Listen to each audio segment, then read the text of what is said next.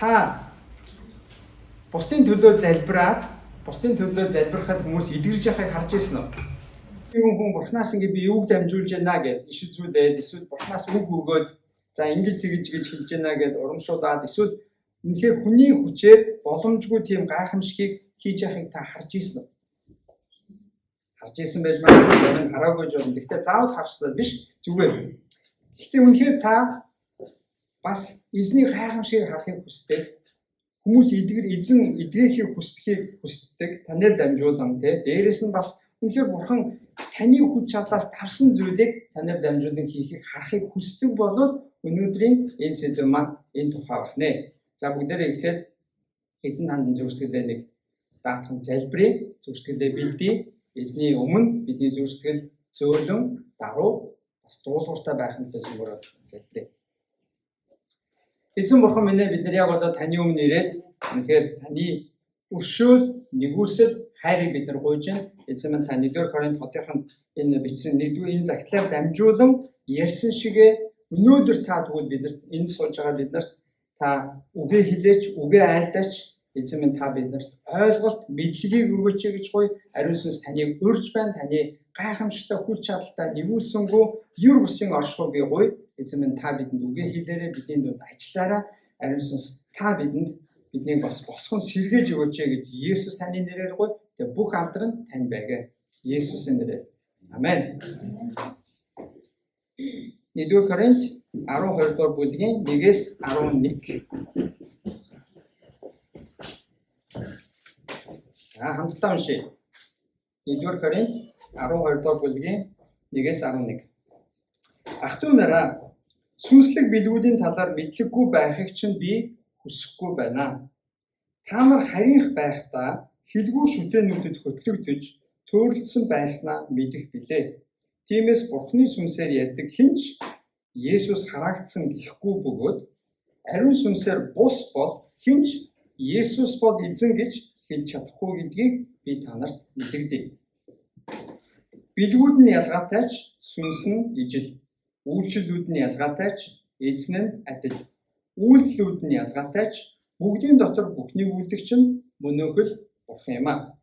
Нийтийн тусын тулд сүнсний илэрлийг хүн тусбарт өгсөн ажээ. Нэгэнд нь мэрэгэн ухааны үгийг сүнсээр өгсөн бол нөгөөд мэдлэгийн үгийг тэрс сүнсээр өгсөн бөгөөд өөр нэгэнд нь итгэлийг мөнөөх сүнсээр, нөгөөд нь эдгэх бэлгийг нэгэн сүнсээр өгсөн. Өөр нэгэнд нь гайхамшгуудыг үлдэх, нөгөөд нь иш үзүүлдэг, бас нэгэнд нь сүнснүүдийг ялгах чадвар, нөгөөд нь олон янзын хэл, өөр нэгэнд нь хэлүүдийг тайлбарлах чадварыг өгсөн байна. Энэ бүхнийг мөнөөхөл нэг сүнс ажилуулдаг бөгөөд өөрийн тааллаараа хүн тусбарт хуваарлан өгдөгөө.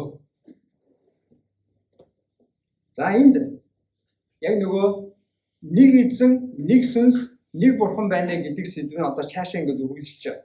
Ингэж ярихдаа Паул за одоо Коринт хотынхон та бүхэн би сүнслэг билгүүд буюу ариун сүнснээс өгдөг бэлэг авиасын тухай би та нарыг мэддэг байгаасаа ойлголттой болоосэй гэж хүсэж байна гэж байна. Яг л магадгүй ариун сүнснээс өгдөг бэлэг авиасыг зарим нь мэддэг, зарим нь ойлгодоггүй тийм байсан байж магадгүй. Тийм учраас одоо энд Паул хэлж байна. Сүнслэг бэлгүүд. За сүнслэг бэлэг гэдэг маань энэ бол өөрийн хувь хүнээс гардаг бэлэг авиас яриаггүй. Энэ бол ариун сүнсээс өгдөг бэлэг авиас учраас сүнслэг бэлэг авиас гэж хэлж байгаа. Ариун сүнснээс бурхан ард түмэндээ өгдөг учраас энэ бол сүнслэг бэлгүүд гэж нэрлэгдэж байна. За тэгээд Паул яг үүнийг сүнслэг бэлгүүдийг ярихынхаа дундуур нь нэг зүйлийг хэлж байгаа. Одоо ингээд унших юм бол ягаад энэ сэдв рүү ингээд орчвоо гэж бодмоор юм шиг. Тэрний үе гэхээр та нар харийнх байхдаа буюу нэгсэндээ Есүст итгэхээс өмнө гэсэн. Есүст итгэхээс өмнө та нар хэлгүй шүтээнүүдэд хөтлөгдөж төөрөлдсөн байснаа мэднэ гэж. За бид нар Есүст итгэхээс өмнө янз бүрийн шүтэн шүтдэг, янз бүрийн зүйлд өөрсдийнхөө амьдралыг өргөдөг, даатгадаг байсан байж магадгүй. Тэгвэл яг та нар тэглэг байх үедээ тэр байсныг санаа. Тэгээд яг тэрнтэй холбогдуулаад Паул энэ юу хийж байна гэхээр Бурхны сүнсээр ярьдаг хинч Есүс хараагдсан гэхгүй гэж байна. Есүс хараагдсан гэж хэлэхгүй гэж байна. За тэгэхээр энд Есүс хараагдсан гэдэг энэ яриа яагаад Паул яриад ирэх вэ гэдгийг ойлгохын тулд хараагдсан гэдэг утга нь энэ ямар утгаар яваад байна гэхээр хэрвээ бид нар Дэд хууль намын 21-ийн 23-ыг харах юм бол тэнд нэг ийм өгүүлбэр байна.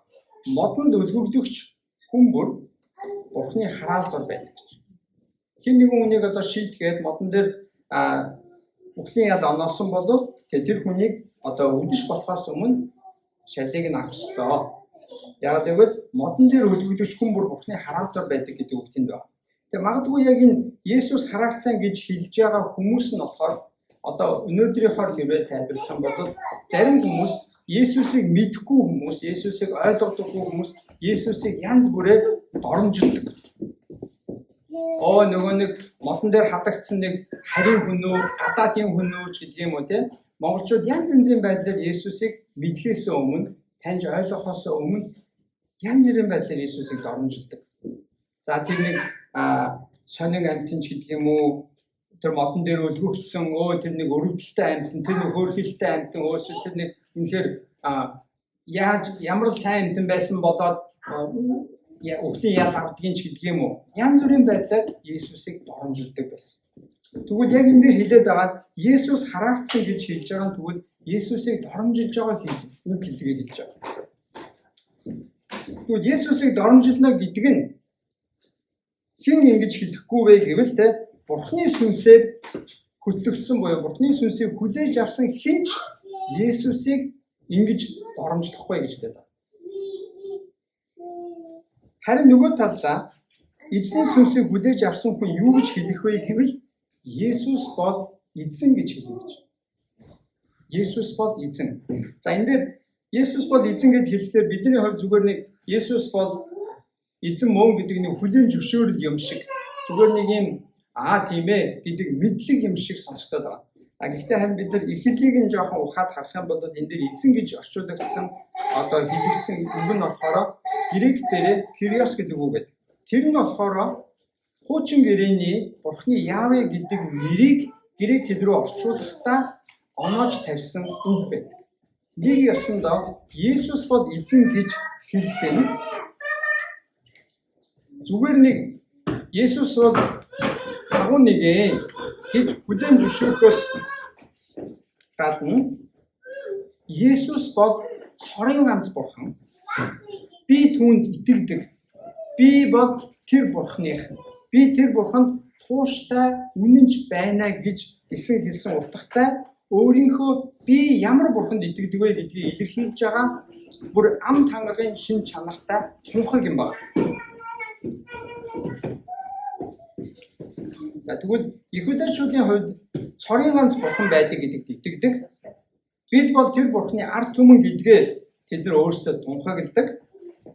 Тийм учраас еврейчүүдийн хувьд Есүс бол эзэн гэж хэлэх нь маш том утгатай, маш одоо том итгэлийн тунхаг хэлээд байна.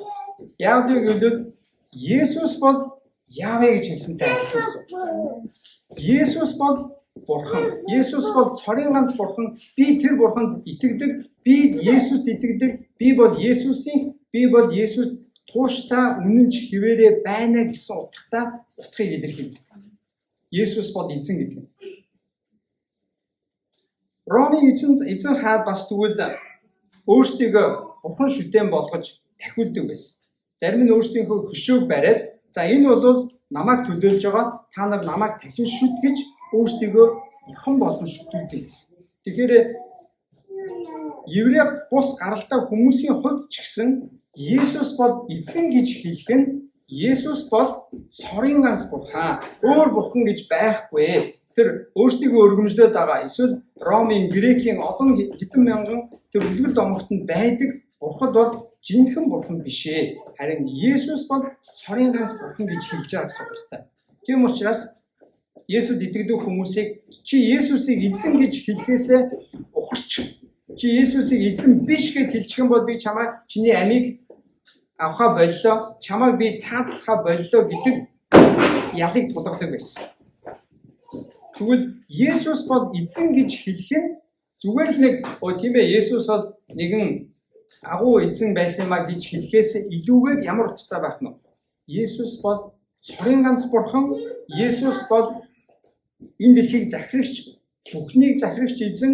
Би тэр эзэнд хараатай, би түүнийх бөгөөд би тэр эзэнд Есүс би тууштай үнэнч байна гэсэн утгатай итгэлийн тунхаг ба.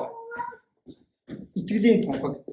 Тийм учраас энэ дээр Паулийн ярьж байгаа за тэгвэл хин нэгэн хүн Есүсийг хараагдаг буюу Есүсийг доромжилж байгаа нэгэн бол Бурхны сүнсийг аваагүй нэгэн байх нэ. А нөгөө талдаа Есүс бол эзэн гэж хэлж чадж байгаа хүн бол үнэхээр өөрийнхөө итгэлийг тунхаглаж байгаа. Бас энийг зүгээр нэг өөрийнхөө сэтгэлээр хэлж байгаа биш. Бурхны сүнсээр л үнийг хэлж өөрийнхөө итгэлийг илэрхийлж чадна гэж хэлж байна. За тэгэхээр энэний цаана явж байгаа гол санаа болохоор нөгөө Бурхны сүнс гэдэг сэдв юу одоо. Бурхны сүнсээр л бид нар эзэн Есүсийг ойлгож чадна. Бурхны сүнсээр л бид нар өөрсдийнхөө итгэлийг тунхаглаж чадна гэж байна. За тэгэхээр эндээс үнэхээр Есүс бол эзэн гэж хэлж чадна гэдэг бол маш том итгэлийн тунхаг хэлээд байгаа гэсэн. Зүгээр л нэг Есүсийн хүлээн зөвшөөрөх биш. Есүс бол цорын ганц, би бол түүнийх, би түүнд тууштай үнэнч байна. Би Есүсийн гэж маш хүн үнзий чин сэтгэлээсээ хэлж байгаа тунхаг. Тийм учраас би та бүхнийг магтаал дуу дуулж байхдаа эсвэл Есүс эзэн гэж хэлэхдээ за Есүс бол миний амьдралын эзэн. Есүс бол миний захирагч. Есүс бол миний хаан. Есүс миний бүх юм гэсэн утгаар хэлж, тунхаглаж, залбирч байгаарэ гэж би уриалмаар.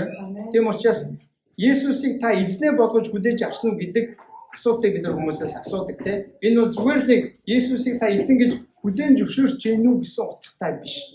Түүнээс бүр илүү гүнзгий болох нь юу гэвэл та Есүсийг амьдралынхаа эзнээ болгож, аврагчаа болгож, өөрийнхөө амьдралын бүх удирдагчаа болгож авсан уу, түүгээр удирдуулж гэнэ үү, түүнд та үнэнч байна уу гэсэн утгыг л асуугаад байна. Тэрнээс зүгээр л нэг хүлээн зөвшөөрлийг ойлголтыг асуугаагүй. За тэгвэл цааш нь Паул энэ дээр юу гэж хэлснийг зумаар одоо яг нөгөө сүнслэг бэлэг авиасуудын тухай ярьж байгаа. 4-р эшлэлдэр бэлгүүд нь ялгаатай ч сүнс нь ижтэй. Үйлчлүүд нь ялгаатай ч эзэн нь адил. Үйллүүд нь ялгаатай ч бүгдийн дотор бүхнийг үлдэгч нь мөнөөхөл бурхан юм аа. За энэ Паул янз бүрийн бэлэг авиасууд байна. Янз бүрийн үйлчлүүд байна. Янз бүрийн чадвар үйлдэлүүд байна. Гэхдээ энэ бүхнийг чинь янз янзын бурхан хийгээд байдаг биш. Нэг л бурхан, нэг л эзэн, нэг л сүнс өгдөг юм аа гэж. За эндээс бас нэг ажиглах хэрэгтэй юм биднэрт энэ дээр гурвлаар оршигч бурхны гурван бодгалыг дурдж байгаа. Эзэн, сүнс, бурхан. Бурхан бол гурвлаар оршигч бурхан эцэг, хүү Есүс Христ, ариун сүнс. За энэ дээр энэ гурвлаар дурдж байгаа. Тэгэхээр эзэн өөрийнхөө ард түмэнд өгдөг тэр бэлэг авиас янз бүрийн үйлчлэл, янз бүрийн чадварууд нь болохоор хаанаас ирдэг гэж байна. Нэг эзнээс, нэг бурхнаас л өгдөг юм шүү гэдгийг хэлж өгч байгаа. Тэгэхээр энэ дээр бас нөгөө нэг эр нэгдэл гэдэг санааны цаана бас дахиад бурхан өөрөө хүртэл бас энэ нэгдлэр оршдог юм аа. Бурханы тэр гурвал өөрөө бас хоорондоо ч ихсэн төгс эв нэгдэлтэй байдаг гэдэг санааг энэ цаана биднээс харж болно. За тэгээ Коринтчуудын зарим нь өөрсдийн авсан бэлэг авиас үйлчлэл чадвараараа зарим нь магадгүй сайрхдаг. Зарим нь болохоор би ямар ч чадваргүй, надад ямар ч авиас бутуу өгөөгүй гэж гомддог байсан байж магадгүй. Харин энэ дээр Паул юу хэлж байна гэвэл за та нар сайрхдаг нь бүү сайрхаа. Гомдолж байгаа нь бүү гомдлоо. Яагаад гэвэл энэ бүхний чинь бурхан өөрөө өгдгийн, өөрөө тэр чадварыг өгдгийн, өөрөө тэр бэлэг авиасыг өөрөө хүссэн тааллаараа өгдөг юм аа гэдгийг хэлж өгч байгаа. За цааш нь явъя. За 7-р эшлэлийн эхэндэр нэг үг байна. Нийтийн тусын тулд сүнсний илэрлийг хүн тусгар өгсөн ажээ гэж. За бурхны Ариун сүнсний өгдөг одоо нөгөө бидний сонирхоод байгаа Юусын илээр ярих, тайлбарлах, эдгэх, гайхамшгуудыг үйлдэх, итгэл гэдэг энэ янз бүрийн бэлэг авьяасуудыг хамгийн түрүүнд ямар зорилгоор өгдөг гэж байна? Нийтийн тусын тул гэж байна. Нэгэсэндээ тэр хүнд өөрт нь зориулж өөрийнх нь төлөө өгөгддөггүй гэсэн. Харин Бурхны ард түмнийг босгон байгуулахын тулд, Бурхны ард түмнийг эв нэгдэлтэй байлгахын тулд, Бурхны ард түмнийг өсгөхийн тулд, төлөвшүүлэхийн тулд тэдний сайнны төлөө Бурхан энэ бэлэг авьяасуудыг өгдөг. Бид нар энэ одоо уншиж байгаа бэлэг авьяасуудыг сонсох юм бол өөрт нь гэж өгөгдөх бэлэг авьяас гэвэл яг бараг л ганцхан л байгаа. Тэрнээс бус нь бүгд өөрт байвал тийм ашигтай бас биш. Өөрт байвал үр дүн нь гарахгүй тийм бэлэг авьяасууд байна. За зүгээр харъя. Нэгэнд нь мэрэгэн ухааныг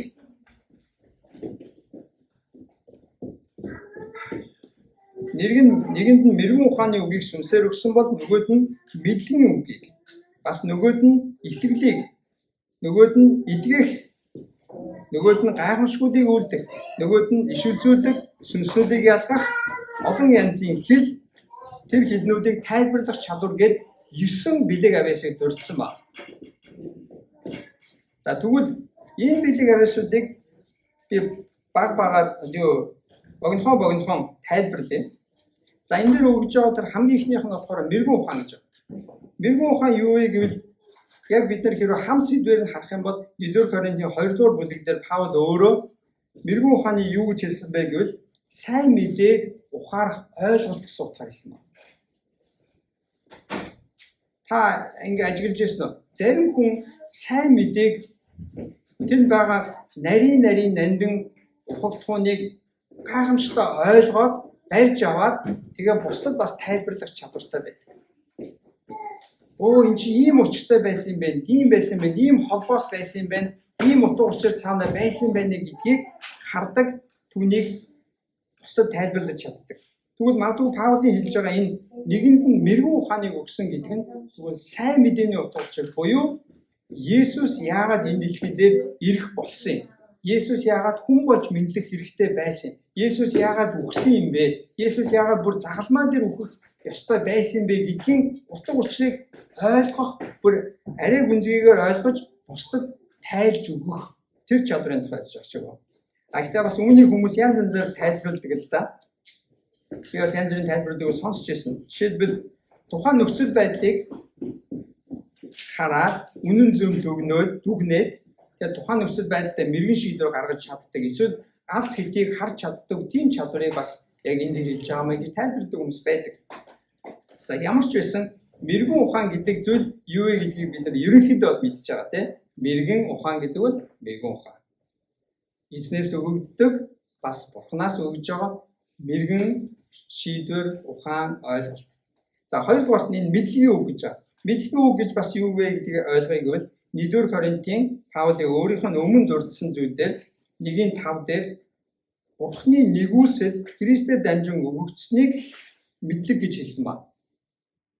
Нэгэсэндээ Христ биднэрт ямар нэгүсэл үзүүлсэн бэ гэдгийг ойлгож авахыг мэдлэгийн үг гэдэг. Бас дахиад яг энэ мэдлэгийн үг гэдгийг бас өөрөөр тайлбарладаг хүмүүс бас бий.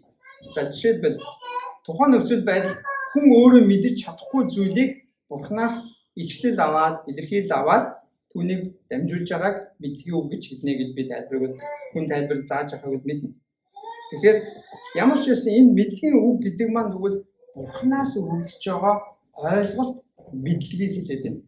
Бурханаас өгөгдөж байгаа. Хүн өөрөөсөө гаргаж ирсэн, ухаж ойлгосон биш. Бурханаас өгөгдсөн илэрхийлэл. Заримдаа та Библийг уншиж хахад эсвэл Бурханыг магтаж хахад нэг энэ чи ийм утгатай байж тээ гэж Библийг уншиж байгаа таны нүд нээгдчихсэн. Эсвэл нэг гэрэл асч байгаа юм шиг тийм ойлголт мэдлэг нэг ичлэл илэрхийлэл авч ирсэн тийм тохиолдол байсан баг. Тэгвэл яг магадгүй тэрийг бас хэмжилж байгаа. За дараагийнх нь итгэл гэж байна.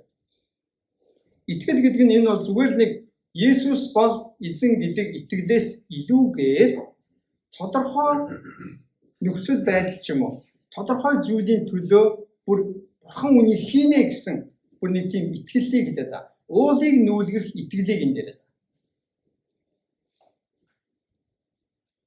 Та магадгүй амьдралдаа за Бурханаас ямар нэгэн зүйлийг гуйгаад хүний нүдээр харахад, таны нүдээр харахад боломжгүй, бүтэхгүй юм шиг. Гэхдээ тань нэг итгэл төрсөн. Яаж хийж байгаа Бурханы цаг нь болоход Бурхан нэгүслээрээ хийж өгнө, хариулж өгнө гэсэн итгэл байсан гэж байна. За миний хувьд гэвэл анх бизнес сургуульд явхад бид нар залбирч байхад бизнес сургуульд явна гэдэг бол маш том. Эсвэл нэг уулын нүүлэх хэмжээний итгэл надад шаардж ирсэн. Тэгэхдээ миний дотор болохоор за энэ харахад миний нүдээр харахад боломжгүй, бүтэхгүй, мөнгө санхүүнд хизээч бүтгээргүй юм шиг харагдаж ирсэн боловч итгэл байсан. За Бурхан яаж хийж байгаад миний хийх юм байна гэдэг итгэл байсан. Тэгвэл энэ дээр ярьж байгаа тэр итгэл гэдэг нь тодорхой нэг зүйлтэй болно, Бурхан хийж өгнө гэсэн яг нэг тодорхой үйл явдалтай яг уулыг нүүлгэх хэмжээний итгэлийг яриад байна. За дөрөвдүгээрх нь илгээх бэлэг. За энэ бол ойлгомжтой. Хин нэгэн өвчтөе хүний төлөө залбирахад тэр хүн идгэрхийг хэлээд байна. Би хүмүүсийн төлөө залбирахад идгэрж яхахыг харсан, өөр нэгэн хүн залбирахад идгэрхийг харж байсан. За энэ бол болдог зүйл. Өнөөдөр ч гэсэн Бурхан хэрвээ хүсвэл хэрвээ бид нар Бурханы үнэхээр сайн сонсож чадах юм бол Бурхан өнөөдөр ч гэсэн гайхамшиг хийдэг гэдэгт би бол итгэдэг. Өнөөдөр Бурханы ард түмэн хамтдаа байж хахад эзний сүнс ажиллаа хийгээд өвчтөе хүмүүсийг идгэх чадaltaй. Бас Бурхан гайхамшигэр идгээд өгмаа гэхэд өөр арга замаар эмчээр дамжуулаад, амгаахаар дамжуулаад Бурхан идгэх чадaltaй гэдэгт би бол итгэдэг. Дараагийнх нь гайхамшгуудыг үлдэх гэж байна. За энэ бол юр бусын зүйлийг Бурханы хүчээр хийх. За үнэхээр зүгээр л юр бусын хүний чадал, мэдлэг хэмжээнээс давсан зүйлийг хийхийг хэлээд байна. Өнөөдөр ч гэсэн би бас Бурхан өөрчлөгдөөгүй учраас Бурхан Израильчуудыг Египтээс гаргахдаа олон гайхамшгуудыг хийсэн. Мөшөөгөр дамжуулан хийсэн, Египтчүүдийн нүдэн дээр хийсэн, байгалийн үзэгдлээр дамжуулаад гайхамшгуудыг хийсэн.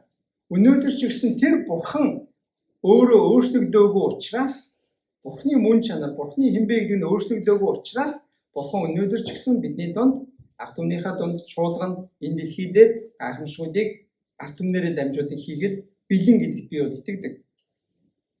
Цаашдаа иш үзүүлэг гэж байгаа 6-ад нь. За иш үзүүлэг гэдгийг бид нар жоохон хазгаа ойлгох байдаг.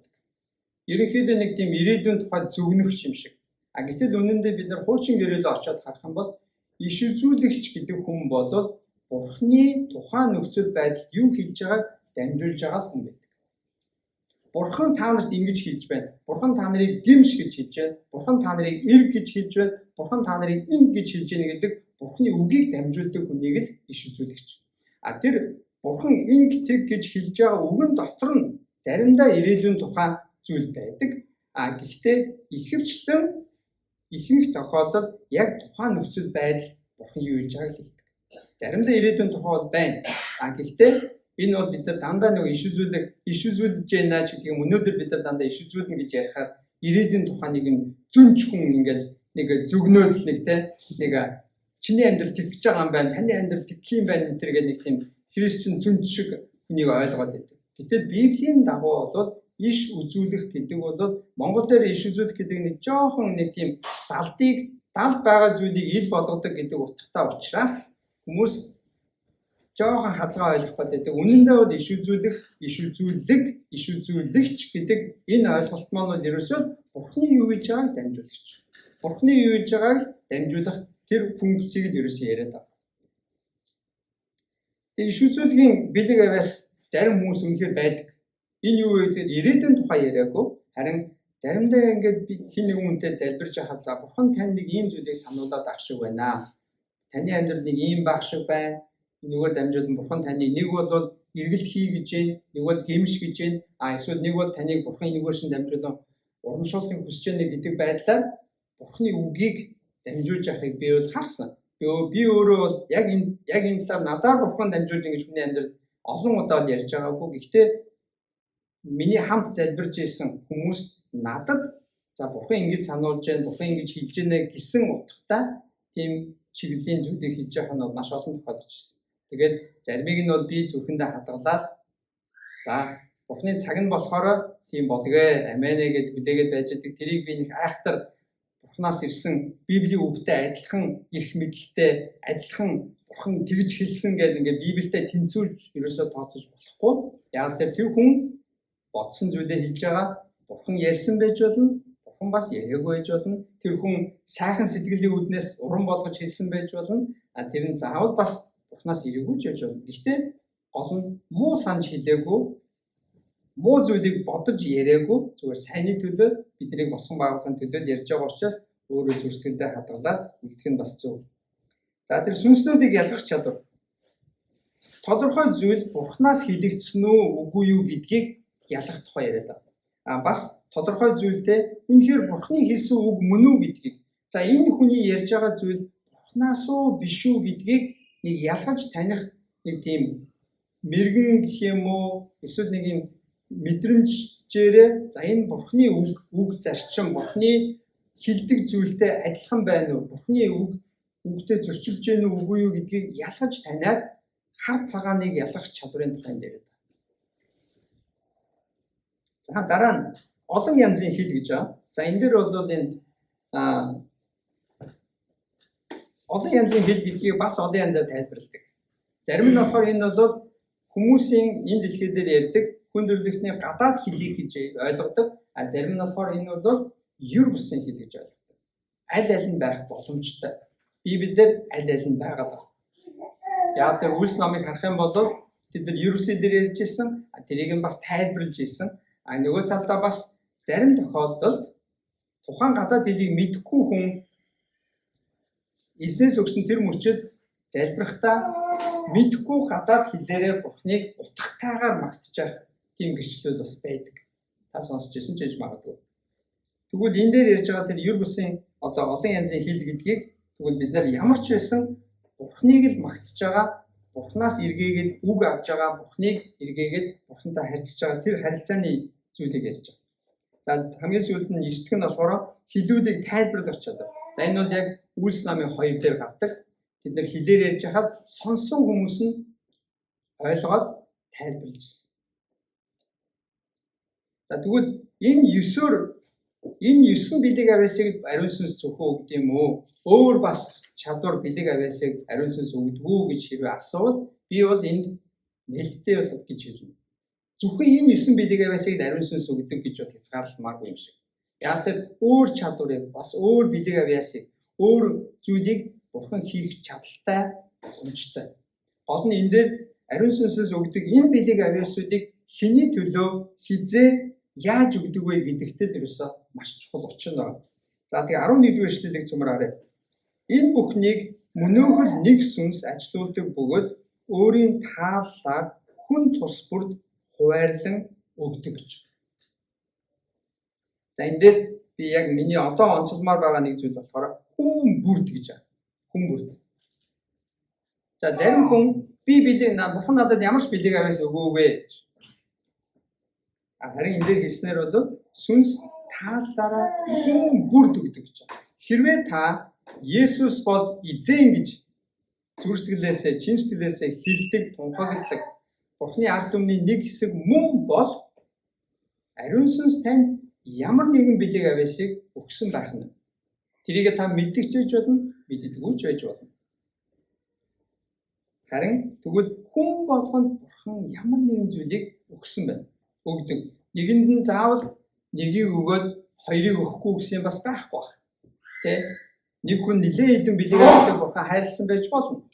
Нөгөөдөлд нь арай цөөхөн байж магадгүй. Гэхдээ энэ тоон ерөөсөө чухал биш. Хамгийн гол нь хүн болгонд Бурхан ариун сүнсээрээ тааллаараа Бурхан өөрөө шийдээд за энэ хүнд энийг нөгөө, энэ хүнд энийг нөгөө гэж өөрөө Бурхан шийдээд өгч байгаа. Хуваарлаж байгаа зүйл.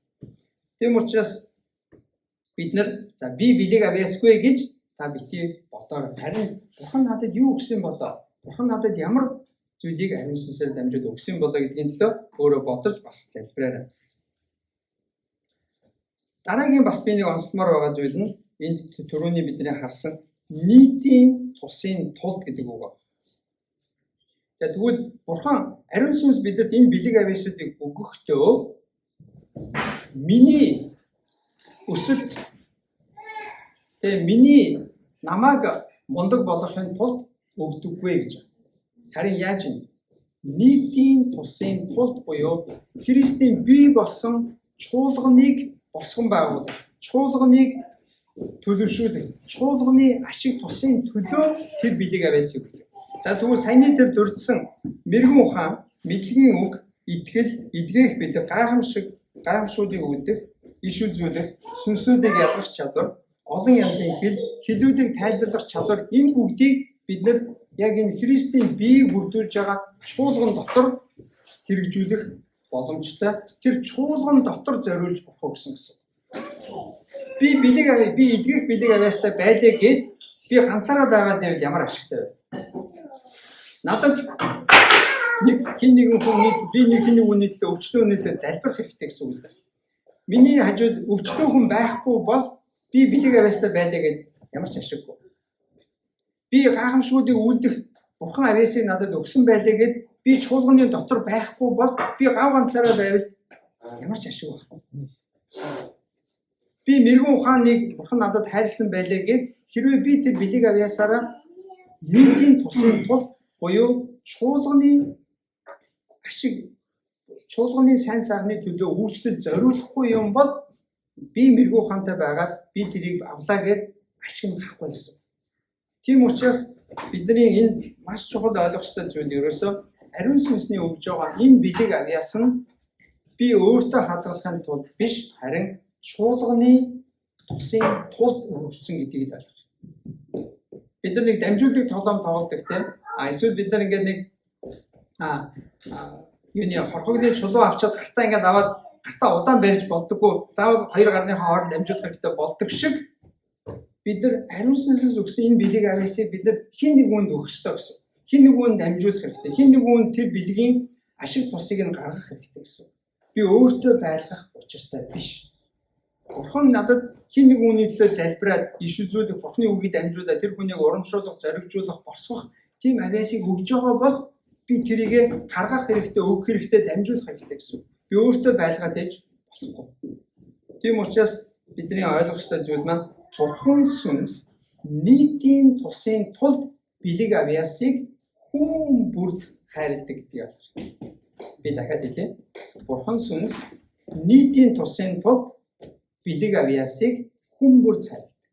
Тэгээ бид нар тэгвэл нэг асуулт нь би Бурханаас энэ билег авьяас авснаа яаж мэдэх вэ? Би хаана үүнийг хэрэгжүүлэх вэ? Хаана үүний би ашиг тусыг нь гаргах вэ гэвэл яг энэ нөгөө Паулийн ярьж байгаа Коринтын нөгөө ард дэвсгэрийн гол сэдв маань юу вэ? Ив нэгдлийн талаар ч. Өнөөдөр бид нар Магдалины дуун дээр энэ сэдвийг тоогийн яг мэдээд сонгосон гэж би бодох байна. Гэхдээ энэ цаана нь Бурхан ажиллаж байгаа учраас юу гэлээ? Бурханы ард түмэн ив нэгдэлтэй байхад Бурхан тэнд ерөөлийг тушаадаг гэсэн дуусан тийм. Бурханы ард түмэн ив нэгдэлтэй байхад Бурхан тэнд ерөөлийг тушаадаг. Нэг өсөндөө Паул энд хэлээд байгаа шүү дээ. Та нарын дунд хагарал байна. Та нарын дунд хуваагдал байна. Тийм учраас та нар энэ нэг бие гэдгийг ойлгохгүй байна. Та нар Христийн нэг биеийг бүрдүүлж байгаа шүү гэдгийг ойлгохгүй байна. Тэгвэл одоо энэ дээр Паулын хэлж байгаа энэ зүйл ч гэсэн яг энэ ариун сүнсний энэ ажил, ариун сүнсний энэ билег авьяасууд хаана хамгийн их илэрхий тод байдаг вэ гэвэл Бурханы ард түмэн ив нэгдэлтэй байна. Тэгээ би нэлээд олон жилийн өмнө Италид явж байхад нэг чуулганд очиж ирсэн л да. Тэгээ тэр чуулган мэдээж Италиар тэд нар Бурханыг магтаж ирсэн. Гэхдээ би яг тэднийг ойлгож байгаа юм шиг яг би нэг сүнсээр тэд нар үнэхээр яг нэг сүнсээр Бурханыг магтаад тэнд Бурханы илчлэл, илэрхийлэл гайхамшиг тэнд ингээд ерөөсөө Бурханы оршихуй маш ойлгомжтой тодорхой байсан. Хэдийгээр би Итали хэлийг ойлгохгүй ч гэсэн тэнд явж байгаа зүйлийг бол ойлгож, сүнсээрээ би үнэхээр мэдэрч ирсэн. Яг тэнд яг тэр чуулган ямар ив нэгдэлтэй, ямар халуун, дулаан, Бурханы гэсэн зүр сэтгэлтэй, Бурханы төлөө гэсэн юм халуун, буцалсан, оргилсон, тэмүүлсэн зүр сэтгэлтэй байгааг би мэдэрч ирсэн. Тэр үед би яг үнэхээр нэр Бурханыг хамтдаа магтана, хамтдаа залбирна, хамтдаа Бурхны хүндлэн гэдэг чинь энэ байд юм бэ гэдгийг тэнд би нэг амсаж ирсэн. Тэгээд тэр үнэхээр миний зүрхэнд маш тод үлдсэн. Тэгээд яг энийг би бодож байхдаа үнэхээр ариун сүнсний бэлэг авьяас хаана хамгийн тод байдаг вэ гэвэл Бурхны ард түмэн им нэгдэлтэй байна. Нэг ёсондоо Бурхны ард түмэн би Бурханд үйлчлэе, би Бурхныг алдаршуулъя, би Бурханд амьдралаа зориулъя гэсэн халуун зүрх сэтгэлтэй хүмүүсээ дүүрсэн байх үед эзний сүнс энэ бэлгүүдийг өгдөг. Хэрвээ бид нар тийм биш байх юм бол эзний сүнс ажиллаа хийхэд маш хэцүү. Яагаад гэвэл энэ бэлэг авьяасууд маань хаана хизээ өгөгддөг вэ гэж сайн бид харсан билээ. Нийтийн тусын тул гэж. Нийтийн тусын тул хүмүүрд өгсөн. Тэгвэл хүмүүр байгаа юмаа нийлүүлэх хэрэгтэй гэсэн. Хүмүүр байгаа юмаа бусдынхаа төлөө, Христийн биеийн төлөө, чуулганы төлөө, Бурхны алдрын төлөө хувь нэмрээ оруулах хэрэгтэй, нийлүүлэх хэрэгтэй. Тэгвэл энэ хизээ тийм байж чадах вэ гэвэл ийм нэгдэлтэй байгаа гэсэн.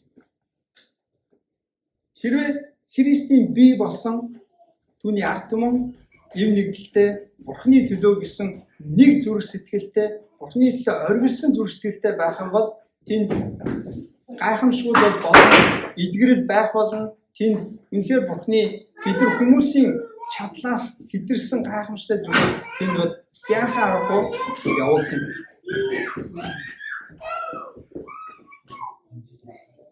Тийм учраас тэгвэл бүгдээрээ хэрвээ та би нөгөө номтойхоо ихэнд асуусан те та бэлэг авьяасыг авахыг хүсдэг үү? Хүмүүсийн төлөө залбирахад тэр хүн чи эдгэрдэг. Та Бурханаас үгийг дамжуулаад тэр хүнийг босгон байгуулдаг, зоригжуулдаг. Таны үгээр тэр хүн ингээд босоо сэргээд ирэхийг та харахыг хүсдэг үү гэж асуусан. Хэрвээ та хүсдэг бол тэгвэл та яах ёстой вэ гэвэл Бурхны төлөө оргилсон, тэмүүлсэн зүрх сэтгэлтэй байгаа. Тэгээ Бурхны чуулганыг эм нэгдэлтэй байхын төлөө та залбираа. Тэгэх юм бол Бурхны чуулган нэг бие шиг эм нэгдэлтэй, халуун зүрх сэтгэлтэй Бурхны төлөө, Бурхны ард түмний төлөө үйлчлэе гэсэн зүрх сэтгэлтэй байж чадах юм бол эдгээр зүйл нь яахаа аргагүй бидний бүр асуугаагүй байхад Бурхан өөрөө хийгээд эхэлнэ. Асуугаагүй байхад Бурхан өөрөө эдгээгээд гайхамшгуудыг үйлдээд хүмүүсийг босгоод сэргээгээд Бурхан өөрөө ажлаа хийгээд эхэлдэг. Тийм учраас бүгдээр хамтдаа залбирая. За Бурхан минь ээ би үнэхээр таны ариун сүнсний энэ ажлыг би харахыг хүсэж байна. Тэгвэл хамгийн түрүүнд эхлээд та миний зүрх сэтгэлийг өөрчилж өгөөч. Миний зүрх сэтгэлийг та бүр гал халуун болгож өгөөч. Таны төлөө оргилсон зүрх сэтгэлтэй бүр үнэхээр Бурхны төлөө бүр тэмүүлсэн оргилсон зүрх сэтгэлтэй болгож өгөөч. Та бас биднийг эм нэгдэлтэй болгож өгөөч. Та биднийг үнэхээр бусдын төлөө гэсэн зүрх сэтгэлтэй болгож өгөөч гэж залбирая. Тэгээд үнэхээр тэгэх юм бол яг энэ Бурхны ариун сүнсний өгдөг бэлэг авьяасууд нийтийн тусын тул хүн бүрд өгөгддөг учраас энэ боломжтой. За бүгдээр хамтдаа залбирая. Эзэн Бурхан минь танд үнэхээр баярлалаа. Таны сүнс бидний дунд ажилдагт тэгээд үнэхээр өчүүхэн хоосон биднийг та дүүргдэгт баярлалаа эзэн минь. Та юугаар дүүргдэг вэ гэвэл та гайхамшигтай зүйлээр дүүргдэг. Тэр өгдөг зүйл нь бусдын төлөө таны Христийн бие болсон энэ нэг бие таны чуулганыг босгон байгуулахын төлөө, төлөвшүүлэхийн төлөө, ийм нэгдэлтэй байлгахын төлөө, таныг алдаршуулахын төлөө та бидэнд хүн болгонд бас бэлэг авьяасыг, чадварыг, үйлчлэлийг өгдөгт баярлалаа эзэн минь. Үнэхээр таны өгдөг энэ гайхамшгуудыг бид нар харахыг хүсэж байна эзэн минь. Харин тэгвэл тэхийн тул та бидний зүрх сэтгэлийг та бэлдэж өгөөч. Та биднийг өөрчилж өгөөч, шинжилж өгөөч. Та биднийг гимшүүлж өгөөч. Та биднийг өөрчлөөч. Та биднийг үнэхээр явж байгаа замаас маань та эргүүлээд шаардлагатай зүйлийг та хийж өгөөч гэж бод. Эзэн минь та бидэнд эм нэгдлийг өгөөч. Таны сүнс хаана байна? Эм нэгдэл хаана байна? Тэр газар та ивэлээ тушаадаг гэсэн. Эзэн минь үнэхээр таны бид нар ерөөлийг харахыг хүсэж байна. Таны ариун сүнсний энэ гайхамшигтай ажлыг бид нар харахыг хүсэж байна. Эзэн минь та бидний дунд ажиллаач. Та биднийг өөрийнхөө өмнө цэвэр, ариун, сав суулга мэд та ашиглаач, хэрэглээч гэж би гуйж байна эзэн минь. Тэгэхээр та бидний амьдралаар урсаж өгөөч. Бид нар тэр бэлгийг бусдад дамжуулахыг хүсэж байна. Бусдыг босгон байгуулахыг хүсэж байна. Бусдыг бид нар сэргээхийг хүсэж байна. Бусдыг бид нар Христээр авчрахыг хүсэж байна эзэн минь. Та биднийг ашиглаач. Та бидний амьдралаар урсаж өгөөч. Үнэхээр бэлэг авьяасуудыг та бидэнд хайрлаач. Эзэн минь тэхийн тулд та шаардлагатай бүх зүйлийг хийж өгөөч гэж Есүс таны эрхэм нэрээр би залбирлаа. Амен.